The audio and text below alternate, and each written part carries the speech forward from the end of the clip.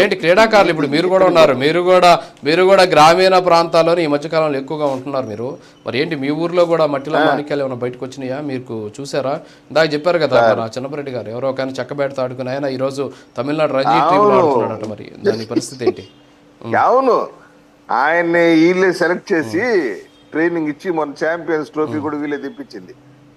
ఏదైనా చెప్తే వినేటట్టు నమ్మేటట్టు ఉండాలి సార్. ఇంత పెద్ద ఎత్తున దోచేసి రాష్ట్రాన్ని, ఇది ఆడుదాం ఆంధ్ర కాదు, ఇది మింగుదాం ఆంధ్ర అనేటువంటి కార్యక్రమం పెట్టాలి. దీన్ని ఎక్కడ చూసినా దోపిడీ.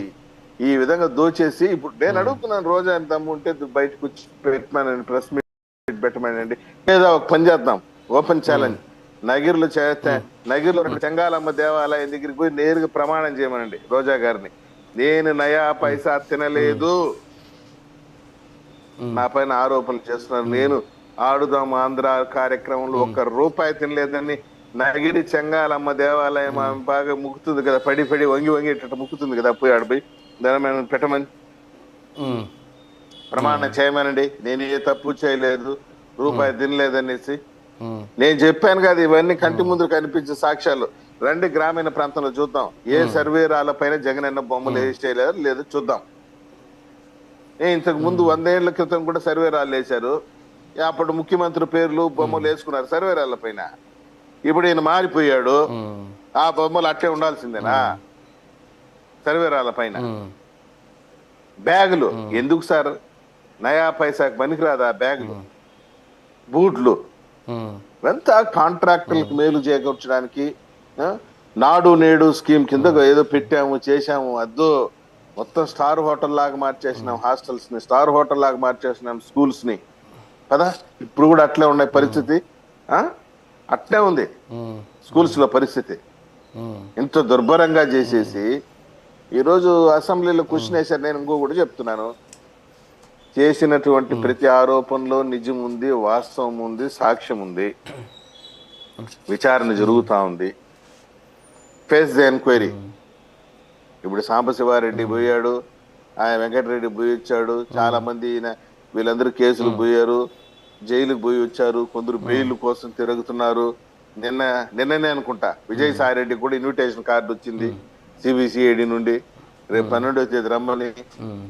ఒకరికొకరు జ్వరం కాస్తా ఉంటే మాకేదో వేధింపు చర్యలట, లేకుంటే డైవర్షన్ పాలిటిక్స్.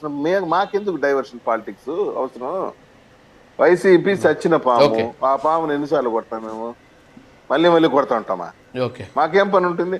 మా ముందర పెద్ద మ్యాండేట్ ఉంది, పెద్ద టార్గెట్ ఉంది, ప్రజలకు చేయాల్సినటువంటి పనులు ఉన్నాయి, వాటిపైన మా కాన్సన్ట్రేషన్ తప్పించి ఈ చిన్న వానపాములు, ఇవన్నీ రోజా వానపాము, ఈ వానపాములు ఈ గురించి మాకేం పని ఉంటుంది చెప్పండి? చేసుకున్నారు, చేసుకున్నంత అవినీతి పాల్పడ్డారు, సమాధానం చెప్పాల్సిందే. ఓకే ఓకే శివపార్వతి గారు, గుడ్ మార్నింగ్ అండి. సో ఏంటి రోజా గారు అవినీతి జరగలేదు అని చెప్పేసి వైసీపీ చెప్తుంది.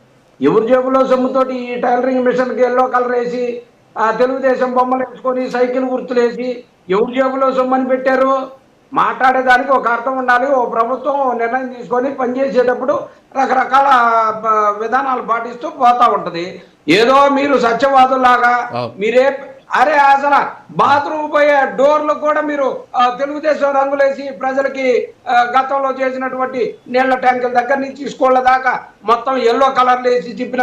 ఇవాళనేమో కొత్తగా ఇదిగో టైలరింగ్ మిషన్లకి రంగులేసి, సైకిల్ గుర్తులేసి జనసేన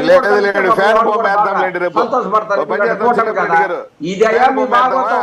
పైకి మాట్లాడేదేమో రకరకాల చెబుతారు, ఏ సాక్ష్యాలు లేకపోతే మీరు చేసే ప్రజలకు కనపడవనుకున్నారా?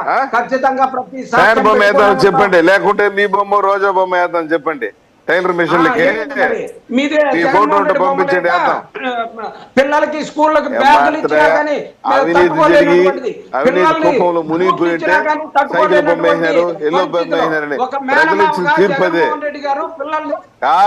ప్రజలు పబ్లిక్ తీర్పిస్తే పని చేస్తున్నాం.